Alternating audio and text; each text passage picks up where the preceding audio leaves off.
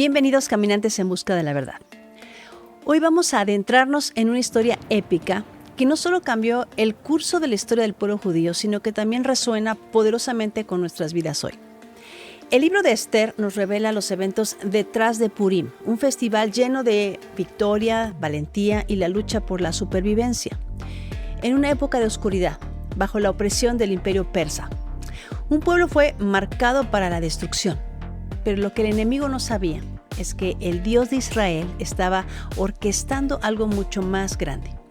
Quédate hasta el final porque lo que descubriremos el día de hoy no solo te sorprenderá, sino que cambiará la forma en que ves la lucha, la esperanza y tu propio destino. La historia de Esther nos presenta a una mujer que nos inspira esperanza.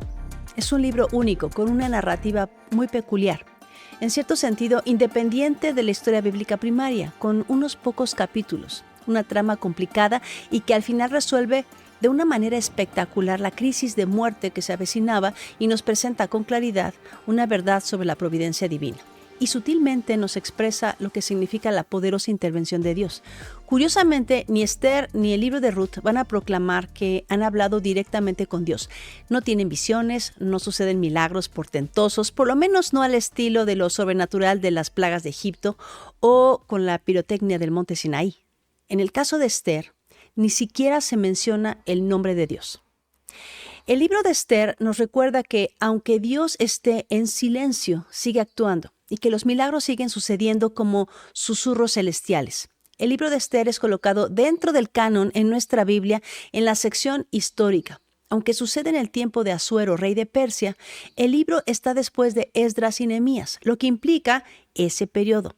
Esta colocación sugiere que debe ser leído como un evento histórico y no como una parábola. El libro de Esther nos introduce a un grupo de judíos viviendo en Persia. Los judíos estaban en exilio por Babilonia desde el 597 y el 586 a.C. Habían vivido en servidumbre bajo reyes babilonios hasta que Ciro conquistó Babilonia y fundó el imperio persa por ahí del 539 a.C. Pero políticas de libertad le permitieron a muchos judíos regresar a la tierra de Canaán y reconstruir el templo, como lo encontramos en el libro de Esdras en los primeros capítulos. Sin embargo, una gran mayoría de judíos escogieron quedarse en Babilonia y otros se movieron a Susa, la capital del imperio, donde Nehemías residía. Entre las cosas que me parecen fascinantes de este libro es que es muy terrenal. Quiero decir que no habla de rituales, pero nos presenta problemas muy reales. Y el primero del que hablaremos hoy es de problemas maritales. Esther capítulo 1 comienza así. Aconteció en los días de Asuero, el Asuero que reinó desde la India hasta Etiopía sobre 127 provincias, que en aquellos días, cuando fue afirmado el rey Asuero sobre el trono de su reino, el cual estaba en Susa, capital del reino, en el tercer año de su reinado hizo banquete a todos sus príncipes y cortesanos, teniendo delante de él a los más poderosos de Persia y de Media, gobernadores y príncipes de provincias, para mostrar él las riquezas de la gloria de su reino, el brillo y la magnificencia de su poder, por muchos días, 180 días. Y cumplidos estos días, hizo el rey otro banquete por 7 días en el patio del huerto del palacio real, a todo el pueblo que había en Susa, capital del reino, desde el mayor hasta el menor. Escucho al narrador. Algo nos quiere hacer notar en este pasaje. Esto es un derroche. Para los judíos que estaban en cautiverio, este evento no solo debe haber sido completamente extraño, sino que además debió ser moralmente muy sospechoso. La realidad es que a nuestros ojos en el siglo XX esto casi nos parece normal. Una gran fiesta en la Casa Blanca o en el Palacio de Buckingham. Quizá a veces aspiramos a los lujos de la realeza o de los famosos en las revistas. A veces pasamos por alto la gran capacidad del hombre para acumular y gastar riqueza.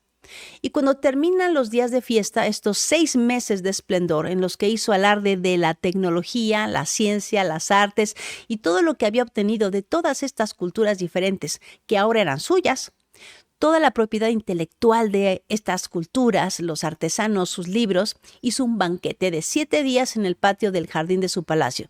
Y ahora vamos a ver muchos detalles interesantes. En el versículo 10 dice que el 7º día, estando el corazón del rey alegre por el vino, mandó a Mehumán, Biztá, Jarboná, Bigtá, Abagtá, Setar y Carcas, 7 eunucos que servían delante del rey, que trajesen a la reina Vasti a la presencia del rey, con la corona regia, para mostrar a los pueblos y a los príncipes su belleza, porque era hermosa. Mas la reina Vasti no quiso comparecer a la orden del rey enviada por medio de los eunucos, y el rey se enojó mucho y se encendió en ira. Ahora es muy interesante el nombre de esta reina, Vashti.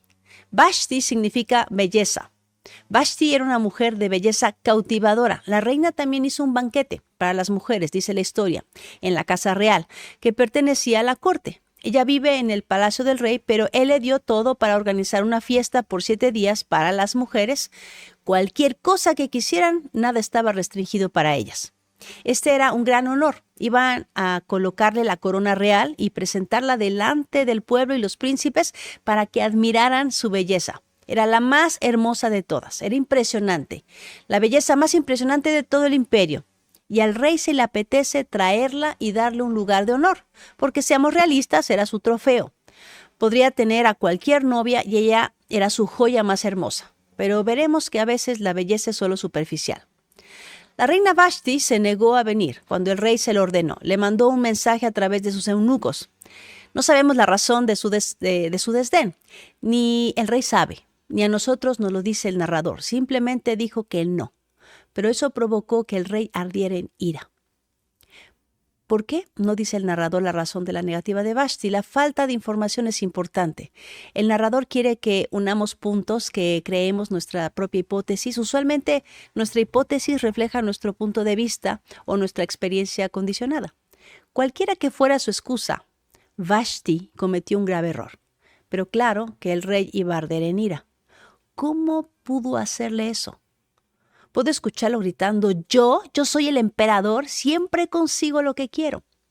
Entonces el rey mandó traer a los sabios, estos hombres que entendían cómo hacer leyes para gobernar un imperio entero de personas de culturas tan distintas. Estos sabios eran los responsables de ayudar al rey a mantener unido al pueblo con diferentes sistemas religiosos.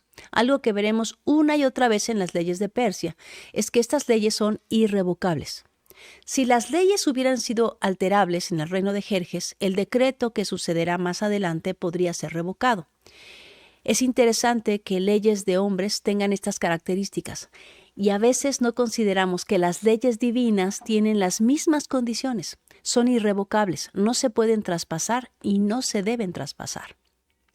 En el versículo 20 del capítulo 1 dice, «Y el decreto que dicte el rey será oído en todo su reino, aunque es grande, y todas las mujeres darán honra a sus maridos desde el mayor hasta el menor».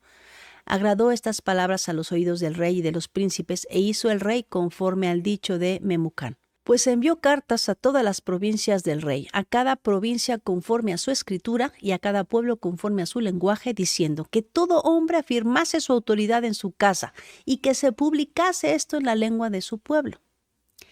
Esto sucedió en la antigua Mesopotamia hace unos 2500 años. Pero es una lección para hoy, porque la naturaleza humana no cambia. Las mujeres necesitamos amor, los hombres necesitan respeto. En el siguiente capítulo se nos cuenta que ahora los siervos de Asuero irán a buscar una doncella que agrade al rey para que sea la reina en lugar de Vashti, que ocupe el lugar de esta esposa trofeo de belleza arrebatadora que eligió la primera vez. Asuero sabe que necesita encontrar una joven y hermosa virgen que le agrade al rey, pero ahora va a buscar el corazón y va a buscar la inteligencia, va a buscar una ayuda idónea, va a buscar una mujer virtuosa y prudente, y esto es lo que nos llevará al resto de la historia. Ester capítulo 2, versículo 2. Y dijeron los criados del rey, sus cortesanos, busquen para el rey jóvenes vírgenes de buen parecer, y ponga el rey personas en todas las provincias de su reino que lleven a todas las jóvenes vírgenes de buen parecer a Susa, residencia real, a la casa de las mujeres, al cuidado de Hegai, eunuco del rey, guarda de las mujeres, y que les den sus atavíos, y las doncellas que agrade a los ojos del rey, reine en lugar de Vashti. Esto agradó a los ojos del rey, y lo hizo así.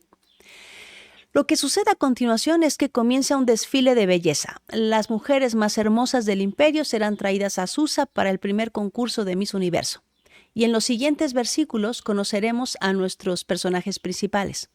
La historia nos cuenta que Mardoqueo, un judío de la tribu de Benjamín, adoptó a su sobrina Hadasa, que era huérfana. Recordemos que el reino de Israel se dividió en dos: 10 tribus en el norte y 2 tribus en el sur. Las 2 tribus del sur, Judá y Benjamín, conforman el reino de Judá. Mardoqueo pertenece al reino de Judá, por eso es judío, y es de la tribu de Benjamín. Él viene de la misma familia que el primer rey de Israel, Saúl, quien era hijo de Cis. Mardoqueo fue deportado a Babilonia con el rey Joaquín. El profeta Jeremías profetizó que después de 70 años terminaría la cautividad. Esos 70 años terminaron, pero Mardoqueo no regresó. No sabemos la razón, pero ya era un hombre mayor y se quedó a vivir en Susa, capital del reino. En el versículo 8 del capítulo 2 dice: sucedió pues que cuando se divulgó el mandamiento y decreto del rey, y había reunido a muchas doncellas en Susa, residencia real, a cargo de Hegai, Ester fue llevada junto con otras doncellas a la casa del rey. Esto pudo haber sido una sorpresa tanto para ella como para Mardoqueo, y algunos creen que fue forzada.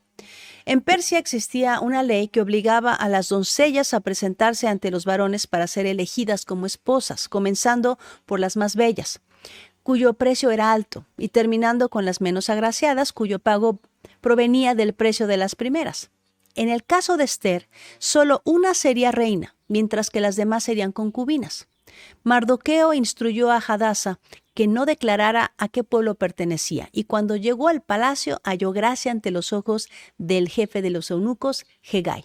Y en el versículo 12 del capítulo 2 dice: y cuando llegaba el tiempo de cada una de las doncellas para venir al rey Asuero, después de haber estado 12 meses conforme a la ley acerca de las mujeres, pues así se cumplía el tiempo de sus atavíos, esto es, 6 meses con óleo de mirra y 6 meses con perfumes aromáticos y afeites de mujeres.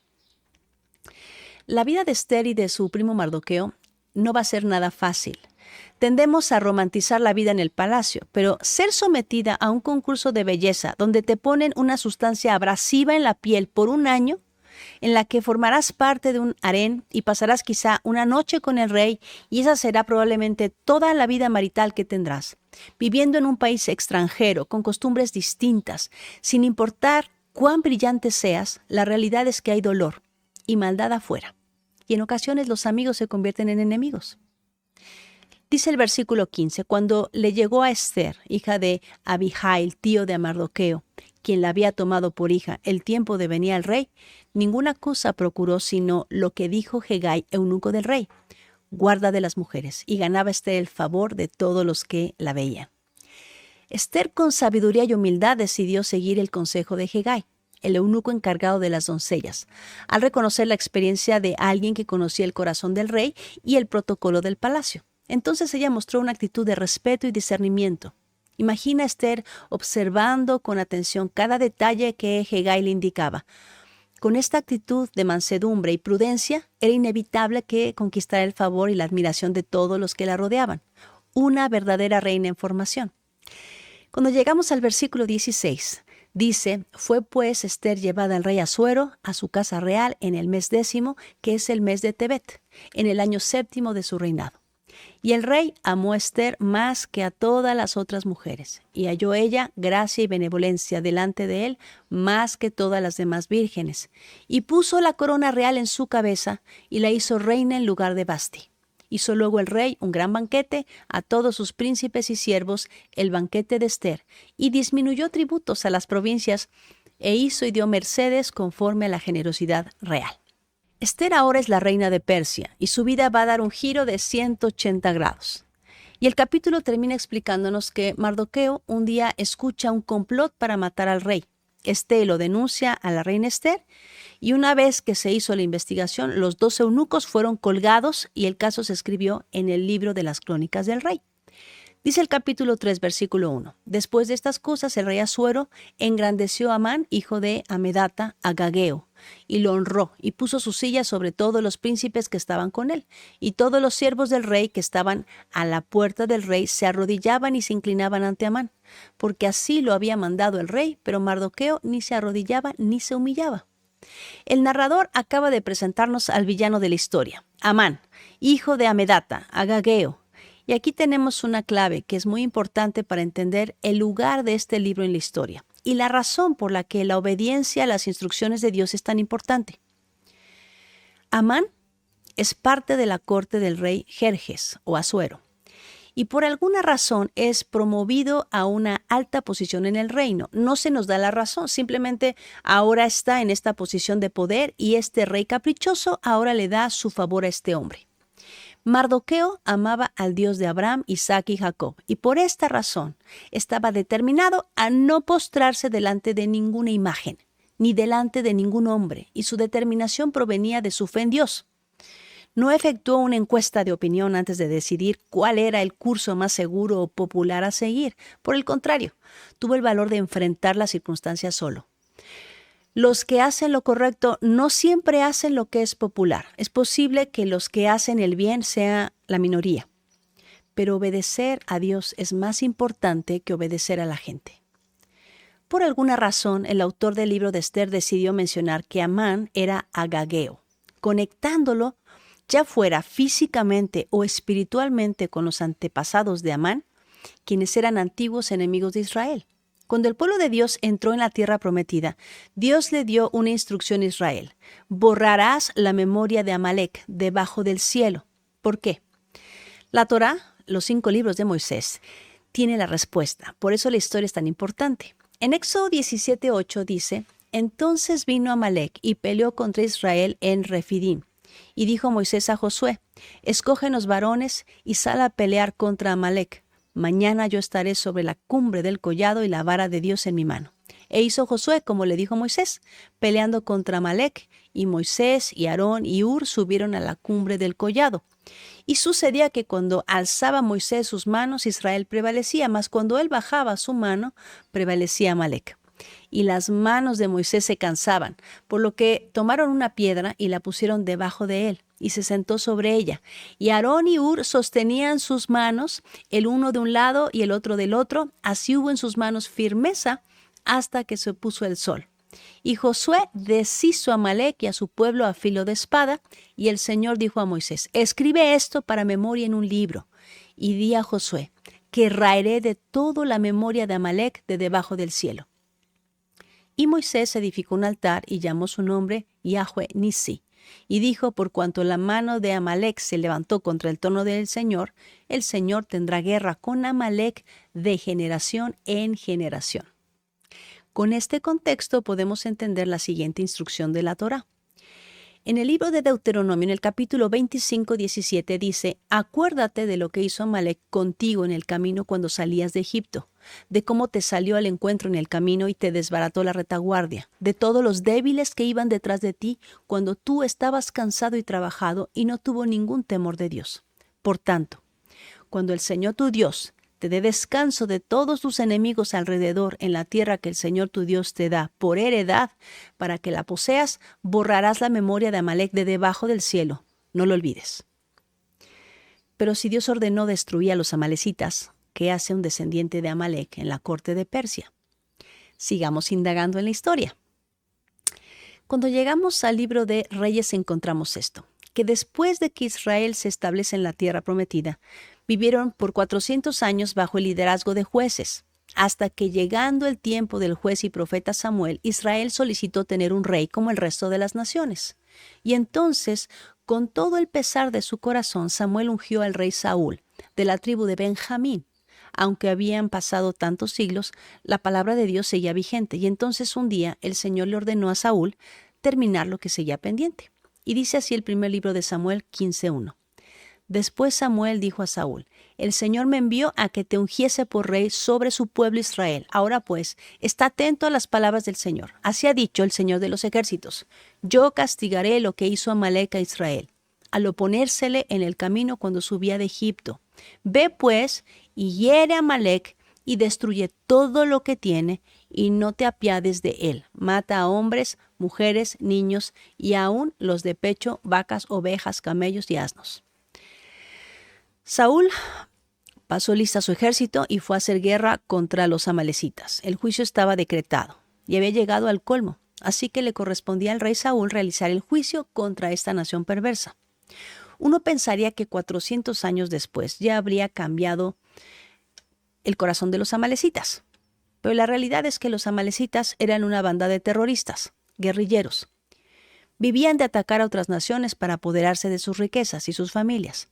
No solo fueron los primeros en atacar a los israelitas cuando estos entraron a la tierra prometida, por la retaguardia, es decir, donde estaban los más débiles, mujeres, niños, ancianos, enfermos, sino que siguieron atacando los campos israelitas cada vez que tenían la oportunidad. Dios sabía que Israel nunca podría vivir pacíficamente en la tierra prometida mientras existieran los amalecitas. También sabía que sus prácticas corruptas e idólatras amenazaban la relación de los hebreos con él. La única forma de proteger el alma y el cuerpo de los israelitas era destruir completamente a esa nación guerrera y todas sus posesiones, incluyendo sus ídolos. No debían dejar nada, todo era anatema o maldito. Dice Deuteronomio 20:16, pero de las ciudades de estos pueblos que el Señor tu Dios te da por heredad, ninguna persona dejarás con vida, sino que los destruirás completamente. Al Eteo, al Amorreo, al Cananeo, al Fereceo, al Jebeo, al Jebuseo, como el Señor tu Dios te ha mandado, para que no os enseñen a hacer según todas sus abominaciones que ellos han hecho para sus dioses y pequéis contra el Señor vuestro Dios. Quizá no suene este mandamiento con falta de gracia, pero Dios no cambia y la paga del pecado es muerte. La única diferencia es que esto sucedió como juicio en la tierra, pero el Señor dice que la venganza es suya y ya había llegado a su colmo la maldad de estos pueblos. 800 años tuvieron para arrepentirse y siguieron viviendo bajo sus prácticas paganas. 400 años desde que Dios le dio el pacto a Abraham y 400 años del tiempo de los jueces. Entonces Saúl salió a hacer guerra contra los amalecitas y los venció. Hasta allí todo va bien. Pero ¿qué pasó después? Y ahí está el problema. Dice primer libro de Samuel 15:7. Y Saúl Dice, primer libro de Samuel 15, versículo 7. Y Saúl derrotó a los amalecitas desde Javila hasta llegar a Shur, que está al oriente de Egipto, y tomó vivo a Agag, rey de Amalec. Pero a todo el pueblo mató a filo de espada, y Saúl y el pueblo perdonaron a Agag, y a lo mejor de las ovejas y del ganado mayor y de los animales engordados, de los carneros y de todo lo bueno, y no lo quisieron destruir, mas todo lo que era vil y despreciable destruyeron. Saúl pensó que era buena idea perdonar en la vida a Agag y dejó lo mejor del ganado, solo destruyó lo que no servía. Dios quería evitar que la idolatría invadiera Israel porque muchas de sus cosas de valor eran ídolos. El violar esta ley era castigado con la muerte. Revisa la historia de Josué capítulo 7. Porque esto mostraba falta de fe. Eso es lo que es la desobediencia, incredulidad. Y Saúl actuó en total desacato a Dios porque violó directamente su mandamiento. Revisa Hebreos 3 y 4. Mardoqueo era benjamita, de la misma tribu del rey Saúl. Y ningún benjamita que se respetaba a sí mismo se humillaría delante de ningún descendiente de los amalecitas, enemigos de los judíos. Jamás se arrodillaría. Jamás lo haría delante del perverso Amán. Mardoqueo conocía su historia y con este acto jamás iba a reconocerlo como un dios. Los 3 amigos de Daniel tenían las mismas convicciones. Debemos adorar solo a Dios. Nunca debemos permitir que una persona, institución o gobierno tome el lugar de Dios. Cuando alguien demanda lealtad o deberes de nosotros que no honran a Dios, no podemos ceder jamás. Estamos ante un momento en nuestra historia que no podemos ceder a la presión de hacer lo que ningún gobierno tiránico nos ordene en abierta oposición a la ley de Dios. Quisiera que observes el espíritu de Amán. Y con espíritu me refiero a su carácter. Y cómo trasciende a las edades. ¿Cuál es su camino? De la misma manera como es claro el espíritu o el camino de Jezabel, que trasciende a las épocas, está Jezabel que persiguió a Elías y le prometió que le iba a cortar la cabeza, y fue al profeta Juan el Bautista al que le cortó la cabeza este espíritu de Jezabel. En este libro de Esther observamos un patrón también en el carácter de Amán. Dice el capítulo 3 de Esther, versículo 7. En el mes primero, que es el mes de Nisán, en el año 12º del rey Asuero, fue echada Pur. Esto es la suerte delante de Amán, suerte para cada día y cada mes del año, y salió el mes 12º, que es el mes de Adar. Fue echada Pur.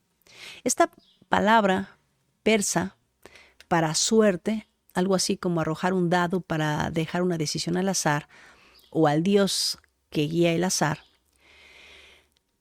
implica para Amán que cualquier día es bueno para matar hebreos. Y resulta que es cierto. Amán desarrolla una intrincada retórica para convencer al rey con mentiras y medias verdades. Ciertamente los judíos están repartidos por todo el imperio, pero él hace que esto suene a teoría de conspiración, como que los persas siguen unas leyes y los judíos tienen otras, y Mordecai falló en obedecer una ley persa, la ley de inclinarse ante Amán.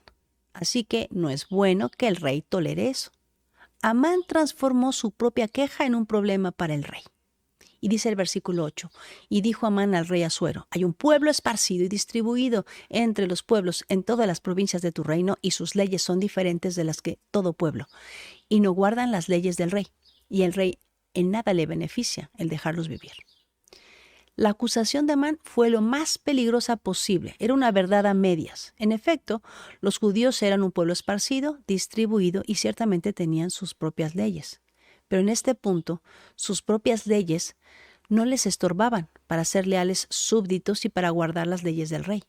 Este plan de asesinato masivo era una venganza y convenció al rey.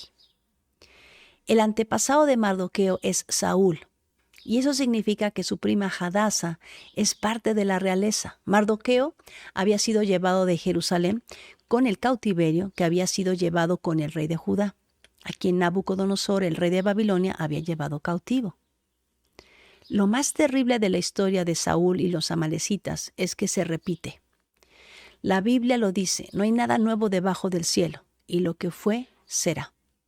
En Números 14:25 dice: ahora bien, el amalecita y el cananeo habitan en el valle. Volveos mañana y salid al desierto camino del Mar Rojo. ¿De qué valle se trata? Ahora lo conocemos como el Gran Valle de Rift o el Valle del Mar Muerto.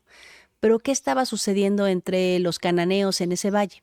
Para entender por qué estas personas tenían que ser eliminadas por mandato del Todopoderoso y se le ordenó a Saúl que lo hiciera como rey, es necesario saber que eran personas muy pervertidas, enfermas y retorcidas, que mientras tuvieran libertad continuarían torturando y mutilando y matando a los demás. Los cananeos y los amalecitas vivían juntos en el Valle del Mar Muerto. Esa es la misma región donde también estuvieron las ciudades de Sodoma y Gomorra, Admá y Seboim, las 4 ciudades que fueron destruidas por el fuego y el azufre, destruidas debido a la gran perversión sexual que practicaban estas personas, a su falta de misericordia. Y hoy los amalecitas, ¿dónde están? Cuando el Kaiser Wilhelm de Alemania visitó Jerusalén durante su viaje a Tierra Santa en 1898, mucho antes de la Segunda Guerra Mundial, durante su visita realizó una peregrinación por los lugares sagrados de la ciudad y se reunió con líderes religiosos y políticos. Casi todos los líderes religiosos de Jerusalén llegaron a las puertas de la ciudad para saludarlo, pero el rabino Joseph Chaim Sonnenfeld, muerto en 1932, el líder espiritual de los judíos askenazis en Israel en ese momento, no fue. Cuando se le preguntó acerca de su negativa, respondió que, aunque el propio Kaiser merecía el honor que se le otorgaba, él declaró: tengo la tradición de que Alemania es Amalek. Esta es una declaración muy interesante, porque un hombre con el mismo espíritu de Amalek, con el mismo espíritu de Amán, organizó campos de concentración y volvió a planear una solución final para destruir y acabar con todos los judíos en el exilio, ya no en Persia, sino en la Europa de la Segunda Guerra Mundial, igual que Amán. Vamos al capítulo 4 de Esther.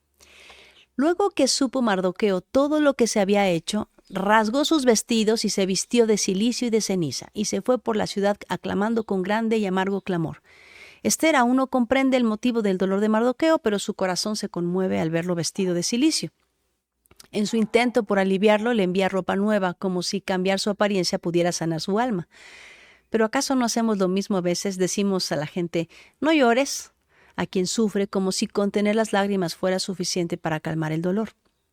A veces lo que el corazón herido necesita no es una solución rápida, sino alguien que escuche y entienda su aflicción.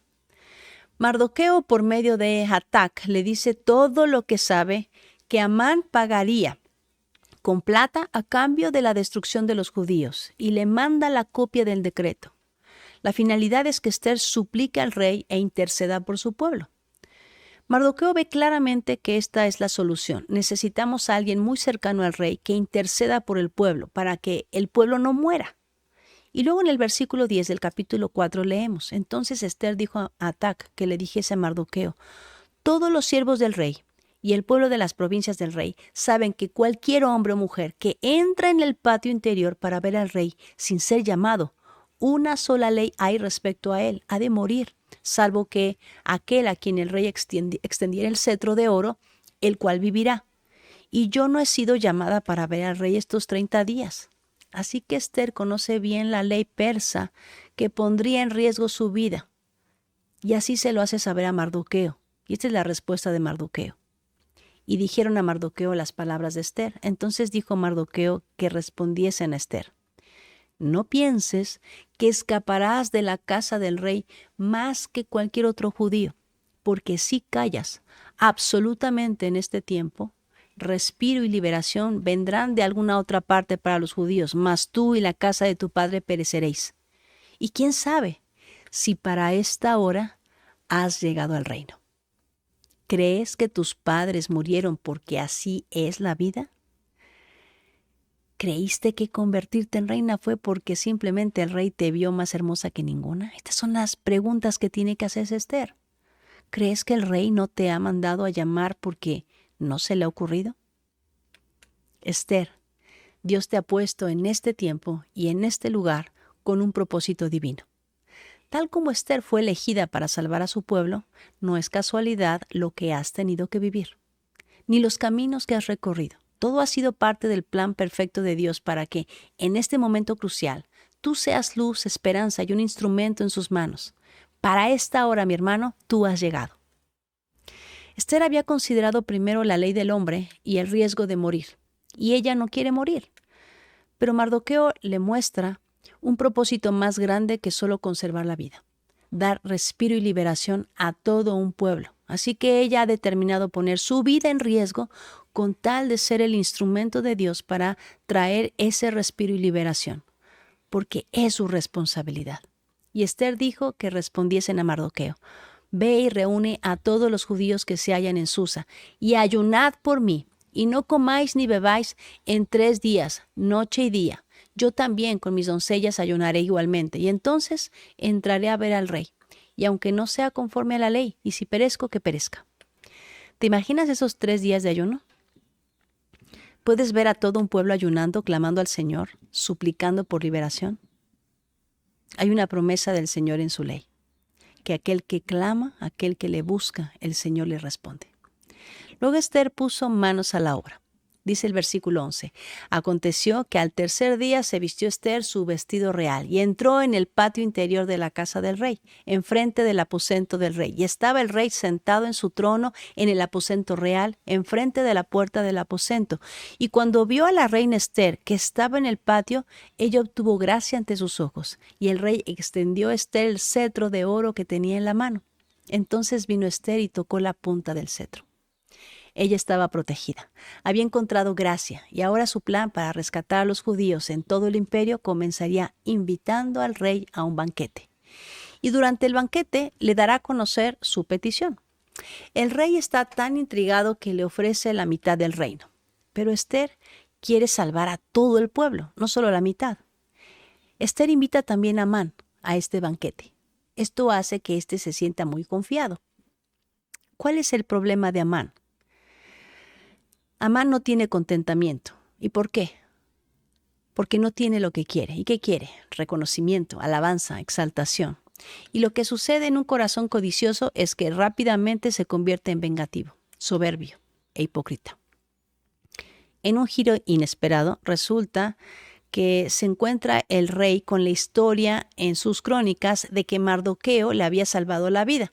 Así que decide honrarlo y le pregunta a Amán qué debería hacer con el hombre que el rey quiere honrar. Mientras Amán hablaba, él se imagina vestido con la ropa del rey, montado en su caballo y con la corona en su cabeza.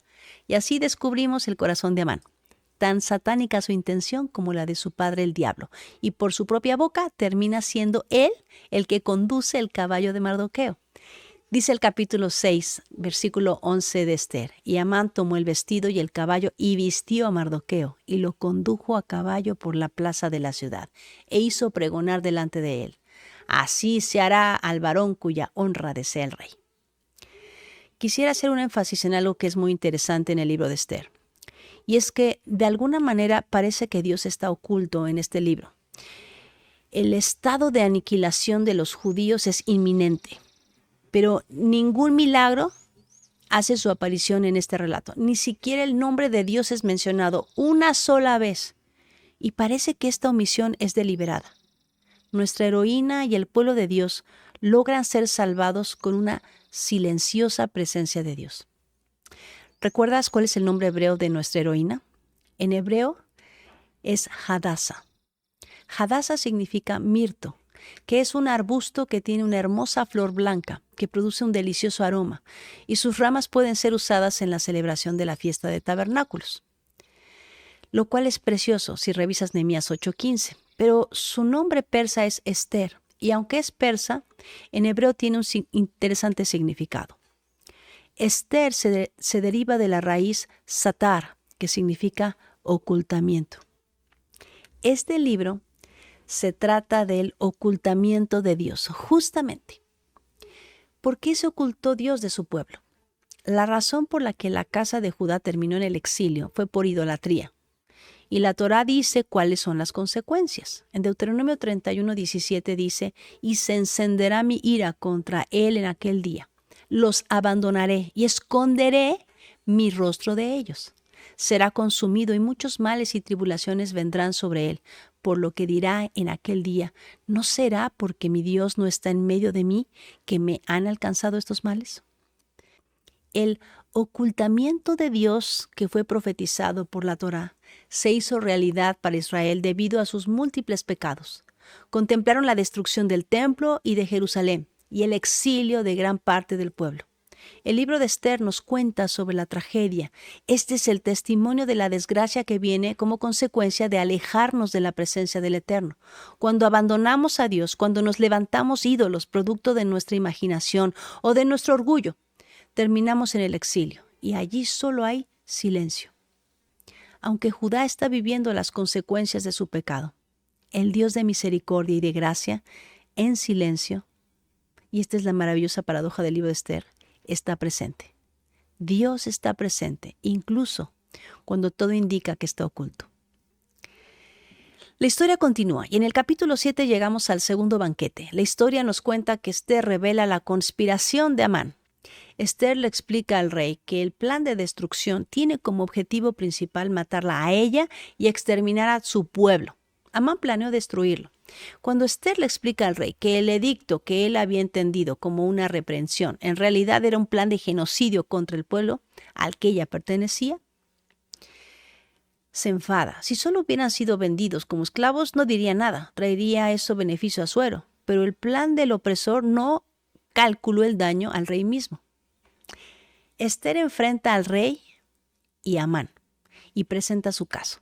Si Esther hubiera confrontado a solas a Amán, él hubiera podido decir que no sabía que ella pertenecía al pueblo judío. Y si Asuero lo hubiera confrontado a solas, hubiera podido intentar convencerlo que en efecto los judíos eran un peligro para el reino. Pero Amán, delante del rey y la reina, no tiene excusas. Y el perverso Amán es colgado en la horca que había sido preparada para Mardoqueo. Dice así el versículo 10. Así colgaron a Amán en la horca que él había hecho preparar para Mardoqueo. Mordecai se quedó con todo lo que Amán consideraba valioso. Todo lo que le proporcionaba orgullo ahora estaba en manos del hombre que se negó a postrarse ante él. Todo lo que le proporcionaba orgullo ahora estaba en manos del hombre que se negó a postrarse ante él. Ahora el anillo estaba en el dedo de Mardoqueo, al que quería destruir. Esther 8:3 dice: volvió luego Esther a hablar delante del rey y se echó a sus pies llorando y rogándole que hiciese nula la maldad de Amán, Agageo, y su designio que había tramado contra los judíos. Nuevamente se nos menciona la estirpe de Amán, hijo de Amedata y descendiente de Agag, relacionándolo con Amalek. En el libro de Samuel, en el capítulo 1, dice que el rey de Amalek era Agag. Y en Números dice, en el capítulo 24, versículo 7, De sus manos destilarán aguas y su descendencia será en muchas aguas, enaltecerá su rey más que Agag y su reino será engrandecido. Resulta que el primer rey de los amalecitas era un Agag y el rey de los amalecitas en el primer libro de Samuel también es Agag. Lo que es muy probable es que todos los monarcas de esa nación portaban ese nombre o título, así como todos los reyes de Egipto eran faraón, o tenemos una generación de Ptolomeos entre la dinastía de los macedonios. Esto explicaría que tengamos un Agag en el tiempo de Moisés y otro en el tiempo de Saúl, y lleguemos a la historia de Esther con un Amán de la nobleza de un imperio que había conquistado todo el Medio Oriente, probablemente heredero al trono de Amalek, aunque esa nación ya no existiera como tal en ese momento. Amalek está muerto. Amán está muerto. Pero el edicto seguía en vigor, dado que no era revocable. Esther era la reina, ahora tenía todas las posesiones de Amán, que seguro no eran pocas, pero aunque Jerjes le hubiera dado el mundo, aún no le había dado lo que más deseaba, pero su solicitud vino desde la humildad. Esther nos mostró fe al poner su vida en manos del Eterno, sabiendo que la excepción era que el rey extendiera su cetro. Era lo más improbable y Esther mostró valor al acercarse al rey sabiendo que podía ser su fin, pero era lo correcto y estaba dispuesta a dar su vida. Piensa en todas las emociones que sentía Esther en ese momento y sin embargo no actúa con arrebato. Aquí está la tercera enseñanza de la historia de Esther. Nos está mostrando la manera correcta de ser influencia. Está apelando con sabiduría. ¿Cuánto podemos aprender de esta mujer? En el capítulo 8, versículo 6 dice, porque ¿cómo podré yo ver el mal que alcanzará mi pueblo? ¿Cómo podré yo ver la destrucción de mi nación? En otras palabras, Esther está diciendo, hazlo por mí. No puedo tolerar ver el genocidio de mi propio pueblo. Jerjes pudo haber decidido librar a Esther solamente, librarla de la ejecución. Pudo haber dicho, nadie tiene que saber que eres judía. La súplica de Esther tiene este sentir. Si yo soy librada y mi pueblo perece, ¿cómo podría haber yo tal atrocidad? Luego dice en el versículo 7, respondió el rey Asuero a la reina Esther y a Mardoqueo el judío, he aquí, yo he dado a Esther la casa de Amán y a él han colgado en la horca, por cuanto extendió su mano contra los judíos. Escribid, pues, vosotros a los judíos, como bien os pareciere, en nombre del rey, y selladlo con el anillo del rey, porque un edicto que se escribe en nombre del rey y se sella con el anillo del rey no puede ser revocado. Nuevamente se nos recuerda que el edicto es irrevocable, no se puede anular. Seguirá en pie hasta que se cumpla el plazo. La única solución es hacer un nuevo edicto. Entonces fueron llamados los escribanos del rey en el mes tercero, que es Sivan, a los 23 días de ese mes, y se escribió conforme a todo lo que mandó Mardoqueo, a los judíos y a los sátrapas, los capitanes y los príncipes de las provincias que había desde la India hasta Etiopía. 127 provincias, a cada provincia según su escritura, y a cada pueblo conforme a su lengua, a los judíos también conforme a su escritura y lengua. Como creyentes, pasamos toda la vida buscando a la persona que es el modelo de vida espiritual perfecto. Esa persona que tiene una vida tan vibrante que esperamos que nunca nos va a defraudar, que nunca nos hará perder el respeto. Alguien perfecto aquí en la tierra, que pueda ser nuestra inspiración para vivir una vida extraordinaria. Yo tengo esa tentación, pero esta es la ironía, que si yo me veo en el espejo, yo me doy cuenta que yo no puedo ser lo que el ideal de mi cabeza espera que sea. Yo no soy el creyente perfecto. A veces nos encontramos como Israel pidiéndole a Dios, danos un rey humano, que no es otra cosa que reemplazar a Dios. Desear que haya un creyente perfecto es pedir un falso Cristo. Todos somos imperfectos. Solo hay uno que nunca nos va a defraudar. Solo hay uno que es perfecto. Solo hay un rey de reyes y señor de señores. Y su nombre es Yehoshua. Asuero es solo un nombre y su respuesta no suena tan fuerte como suena en hebreo. Tiene un tono de molestia, como de ese no es mi problema, o de ya hice lo suficiente. Jerjes le dio casi todo a Esther, excepto lo que ella realmente necesitaba. Estoy segura que Esther quería gritarle, no has hecho lo más importante, no te pedí la mitad del reino, ni que le pusieras el anillo a Mardoqueo en el dedo. Solo quiero que salves a mi familia. Y luego dice el versículo 10, y escribió en nombre del rey Asuero, y lo selló con el anillo del rey, y envió cartas por medio de correos montados en caballos veloces procedentes de los repastos reales. que el rey daba facultad a los judíos que estaban en todas las ciudades para que se reuniesen y estuviesen a la defensa de su vida, prontos a destruir y matar y acabar con toda fuerza armada del pueblo o provincia que viniese contra ellos, y aun sus niños y mujeres, y apoderarse de sus bienes. En un mismo día, en todas las provincias del rey Asuero, en el día 13 del mes 12º, que es el mes de Adar, la copia del edicto que había de dar por decreto en cada provincia para que fuese conocido por todos los pueblos, decía que los judíos estuviesen preparados para aquel día, para vengarse de sus enemigos. ¿Alguna vez escuchaste a alguien decirte, haz lo que quieras? Cuando mi esposo me decía eso, yo sabía que estaba muy enojado. Por eso el tono de las palabras de Asuero son tan interesantes y las palabras de Esther son tan cuidadosas. No dijo más de lo que debía decir. Esta mujer tiene sabiduría de sobra, porque ella sabe que si sigue presionando, podría echar a perder todo. A veces esperamos que nuestros héroes sean los que estén completamente a favor de nuestra causa. Y es frustrante conocer a alguien que tiene el poder para cambiar algo y no lo hace. Jerjes hizo lo mínimo, nada más. El único que puede ser nuestro héroe, el único que dio la vida por nosotros, ese es Yeshua. Él es el único rey en el que podemos poner toda nuestra esperanza, porque Él hizo todo lo que pudo para salvarnos. Si necesitamos un héroe, uno que no nos defraude, sí lo tenemos, pero no es de esta tierra. El nuevo edicto salió en el mes tercero, que es Sivan, a los 23 días de ese mes, en el libro de Esther. Las 3 fechas son muy importantes. El edicto de destrucción fue dado a conocerse el 13 de Nisán, entre marzo y abril, un día antes del día de preparación para Pesaj. No hay coincidencias en el calendario divino, porque las noticias de la matanza llegaron justamente en el tiempo de la Pascua. Pesaj es la fiesta de liberación, en la que el Eterno en su misericordia salvó a los primogénitos de las casas de los que tuvieron fe, que la sangre del Cordero los libraría de la muerte. La fecha de la masacre planeada por Amán estaba planeada 11 meses después, el 13 de Adar, por febrero y marzo. Estamos hablando de 11 meses de tortura psicológica. Este segundo edicto, decretado por Mardoqueo y Esther, sucedió 70 días después del primer edicto. ¿Qué representa el número 7 en la Biblia? Representa completo, la plenitud de Dios. Elohim, el Dios de Israel, tiene 7 espíritus. El 7 representa descanso. Es cuando celebramos Shabbat. Cuando Dios quiere purificar algo, lo hace 7 veces.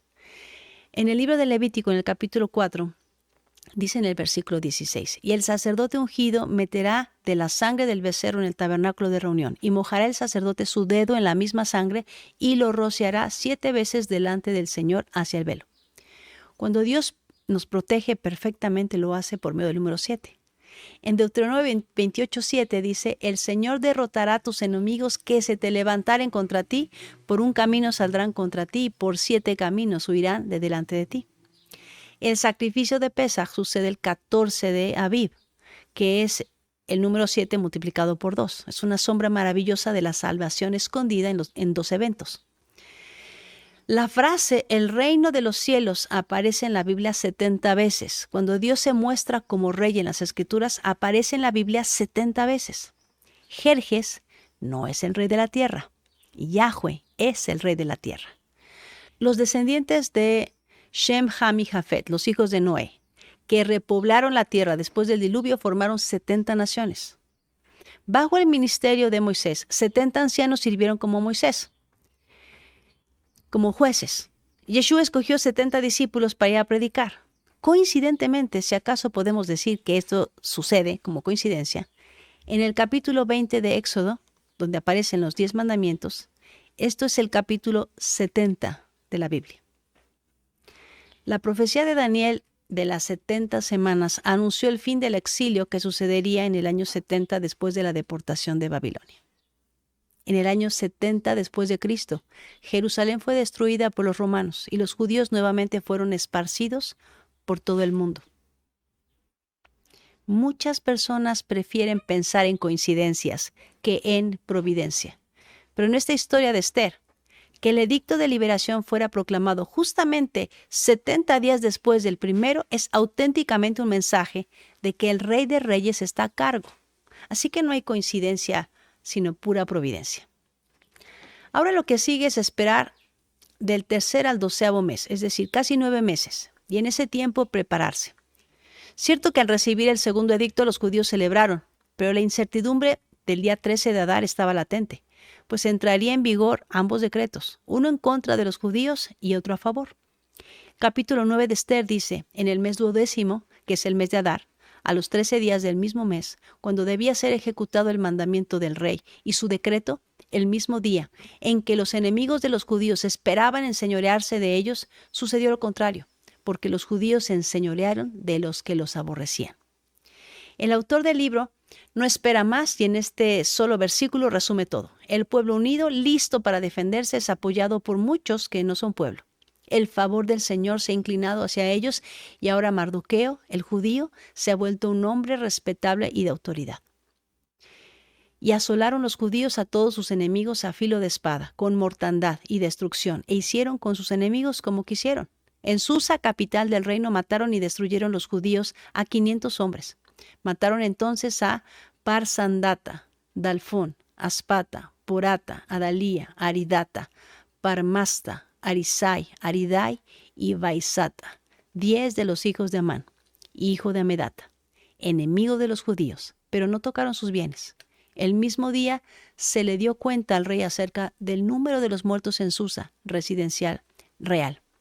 Amán había muerto hacía meses y ahora morían sus hijos, sus herederos. Ellos podían conservar el sentir de su padre hacia Mardoqueo y todos los judíos. Tal vez se levantaron ese día contra los judíos, pero como dice la historia, no pudieron resistirlos. Nota algo interesante, los judíos no tocaron sus bienes. Esto nos lleva a la ley que el Señor dispuso para su pueblo de no tomar los despojos de los pueblos de Canaán, ni de una ciudad de Israel que cometiera idolatría, ni de los de Amalec. En Deuteronomio 7:25 dice, las esculturas de sus dioses quemarás en el fuego, no codiciarás plata ni oro de ellas para tomarlo para ti, para que no tropieces con ello, pues es abominación a Yahweh tu Dios, y no traerás cosas abominables a tu casa para que no seas anatema. Del todo la aborrecerás y la abominarás, porque es anatema. Así que el enemigo es derrotado y públicamente exhibido. Amán y sus hijos. Pero, ¿tendrá más hijos Amán que deban ser derrotados y exhibidos públicamente? En las notas de la traducción textual, a manera de resumen, encontramos lo siguiente. Esto está tomado de la Biblia textual BTX 4, en la sección del comentario 143, y dice así. Los 10 hijos de Amán explica que en el texto masorético presenta los nombres de los 10 hijos de Amán en un formato particular, y así está reproducido en todo manuscrito hebreo. Los nombres están dispuestos en forma de lista, aludiendo al recuento histórico que estos personajes fueron ahorcados en patíbulos suficientemente altos como para quedar uno debajo del otro. El primero, séptimo y décimo nombres aparecen con las letras Tav, Shin y Zain, disminuidas. El décimo nombre además aparece con la letra Vav, elongada. Su valor numérico en gematría es la Tav 400, Shin 300, Zain 7, esto nos da 707, representan siglos, décadas y años, mientras que la Vav más larga destaca milenios. Vav es el número 6, para marcar así el año 707 del sexto milenio, es decir, el año 5707, lo que le corresponde al año 1946 del calendario gregoriano. Este particular año registra un acontecimiento histórico muy significativo, que arroja luz sobre uno de los pasajes más discutidos de la Escritura, Esther 9:11 al 14, donde dice que cuelgan en la horca a los 10 hijos de Amán, texto que a través de los siglos ha movido a perplejidad y distorsión interpretativa, para descifrar el enigma. La identificación del año es significativa, pues es el 16 de octubre del año de 1946, en la ciudad de Nuremberg, Alemania. Allí fueron ahorcados 10 jerarcas nazis, responsables del holocausto judío. Inicialmente el número de condenados era 11, pero uno de ellos se suicidó horas antes, de manera que solo 10 subieron al cadalso. El séptimo en hacerlo fue un acérrimo antisemita llamado Julius Streicher, quien mientras le ponían la soga al cuello y como últimas palabras, inusitadamente gritó, «Fiesta Purim 1946». 2400 años más tarde, fue develada la enigmática solicitud de Esther y la orden del rey en el capítulo 9:14, cumplida. Los descendientes de Amán, el enemigo del pueblo de Dios, aún están entre nosotros. Sus características son muy palpables. Algunas victorias se cuentan en marcadores. Esta victoria fue calculada en bajas. En Susa murieron 500. La petición de Esther se limitaba a la región de Susa, así que fuerzas enemigas escaparon ese primer día. El siguiente día de lucha, aquellos en la ciudad celebraron su victoria, 24 horas después. Dice Esther 9:17, esto fue en el día 13 del mes de Adar y reposaron en el día 14 del mismo y lo hicieron día de banquete y de alegría.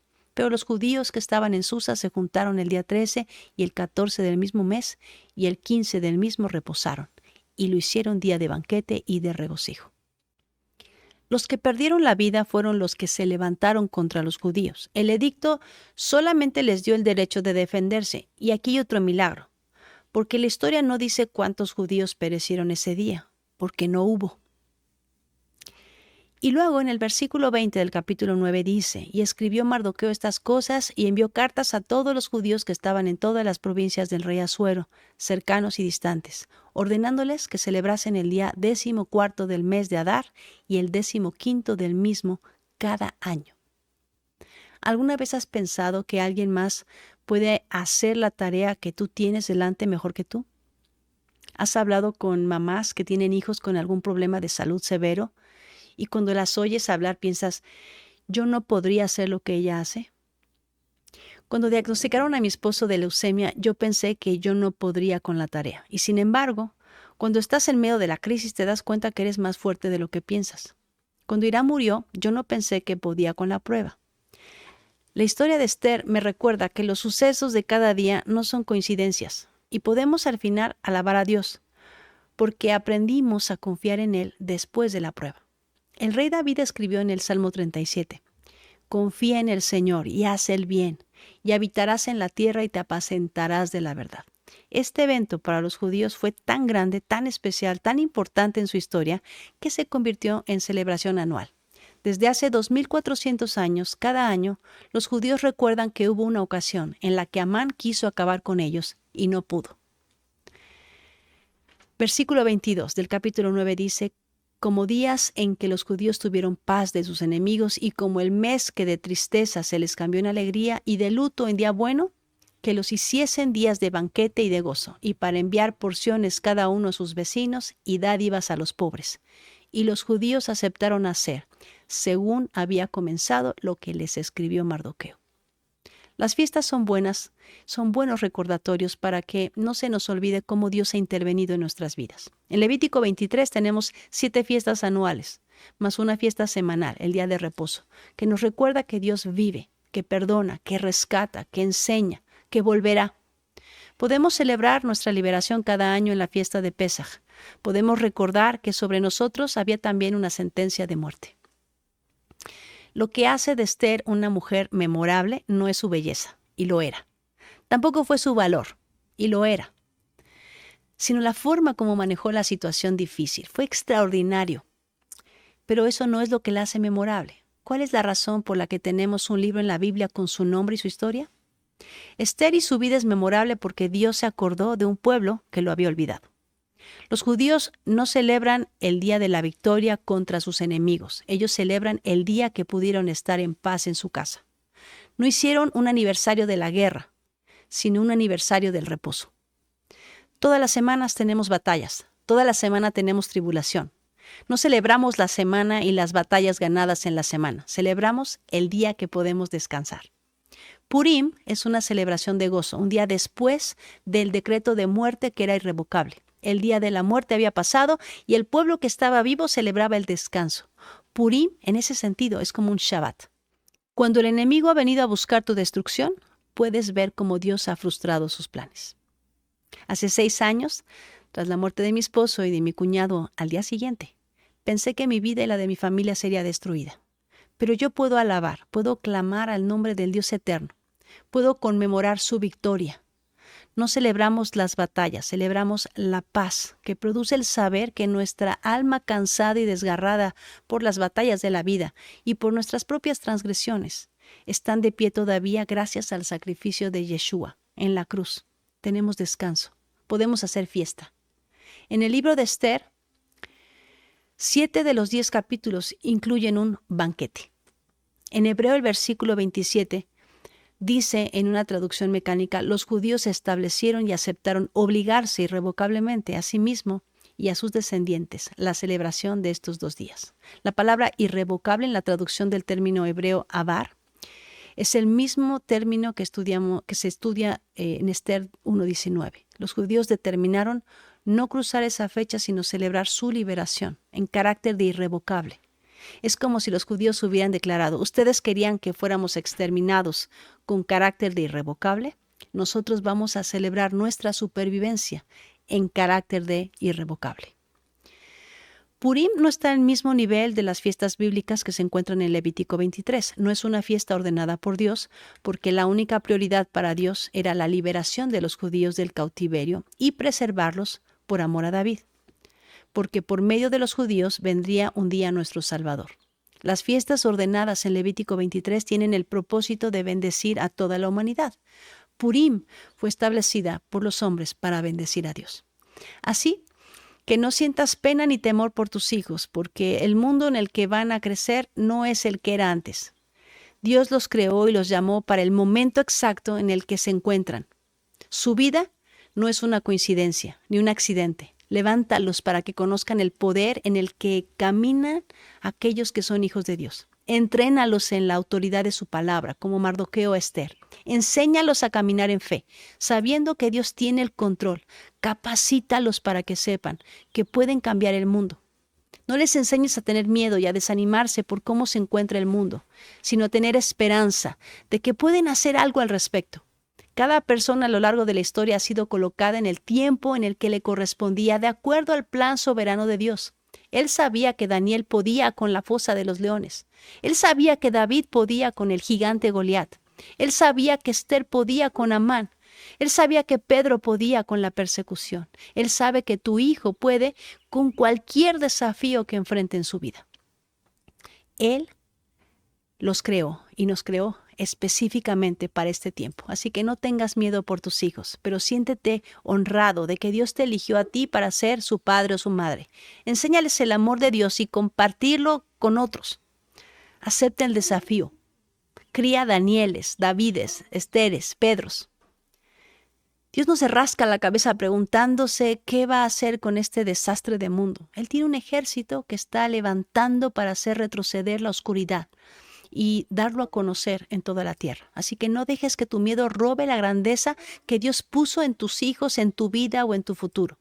Cuando yo miro a mis hijos, ya adultos, me es difícil imaginarlos como algo más que mis bebés. Y solo quiero protegerlos de cualquier cosa que pueda ser difícil para ellos. Pero nacieron para una hora como esta, y los he visto florecer en medio de pruebas que tienen el potencial de aniquilarlos. Por otro lado, si pudieras predicarle a los judíos un día antes de que el edicto que se había escrito en su contra de aniquilación total sucediera, ¿qué les predicarías? ¿Que Dios los ama y tiene un plan hermoso para sus vidas? ¿Acaso ese es el Evangelio? Traigamos la pregunta a nuestro momento histórico. Si pudieras predicar un día ante todas estas personas que estarán en las Torres Gemelas el 11 de septiembre del año 2001, ¿qué les dirías? ¿Que Dios los ama y tiene un plan maravilloso para sus vidas? ¿Que sus vidas están llenas de propósito? Si ese mensaje no aplica para ellos, entonces ese no es el Evangelio. El Evangelio es que estamos muertos en nuestros delitos y pecados, que hemos quebrantado todas las instrucciones de Dios y por tal razón, porque Dios es santo, santo, santo, estamos destinados a la destrucción, a menos que clamemos a Él por salvación, a menos que voltemos nuestra mirada al cielo buscando socorro, suplicando perdón. Estamos perdidos y no hay tiempo que perder, porque hoy es el día de salvación, porque quizá no exista un mañana. La gran enseñanza del libro de Esther es que a partir de los eventos de Purim, el pueblo de Dios tendrá que realizar el mismo esfuerzo consciente y voluntario de descubrir a Dios y de percibir su presencia más allá de su aparente ocultamiento. Este esfuerzo requiere un deseo ardiente, más allá de una simple convicción. Requiere tener el hambre para entonces los milagros podamos percibirlos cada día en toda su grandeza. Nuestra respiración, el latido de nuestro corazón, el calor del sol, cada detalle le da sentido a la vida. Y entonces la aparente ausencia de Dios no es más. Quizá ahora te preguntas, ¿y cómo celebramos Purim? Quizá con un banquete, quizá enviando regalos a los que tienen necesidad, como lo dice el libro de Esther. Tal vez sea buena idea leer completo el libro de Esther. No sugiero hacer más que esto, para no llevarle al Señor fuego extraño, pero sí reconociendo que aunque no vemos a Dios en este momento, o que no percibamos a Dios, la verdad es que tú y yo nacimos para un momento como este. Dios nos tiene justamente en este instante, con esta edad, en este lugar del planeta, para cumplir su propósito. Vuélvete valiente y vuelve valiente tu casa. Confía en el Elohim que hace trasplantes y quita corazones de piedra y los convierte en corazones de carne, donde su palabra puede ser sembrada y escrita. Esta es la historia de fe, de valor, de influencia de Esther, y deseo que se pueda decir lo mismo de cada uno de nosotros. Mira y observa cuántos hombres y mujeres llenos de fe que permanecen firmes y oran y ayunan porque están seguros en Dios. Mira cuántos hombres y mujeres son valientes que están dispuestos a buscar el bien de los demás, aún a sacrificarse para hacer lo correcto, sin importar lo que eso pueda costar. Mira y observa cuántos hombres y mujeres de influencia son prudentes y callan para buscar el momento oportuno para hablar con sabiduría y apelan con gracia, y Dios está con ellos, porque en su ley, en sus instrucciones está su delicia. Recuerda, no dejes que nadie te diga lo que dice la Biblia. Léela por ti mismo. Shalom.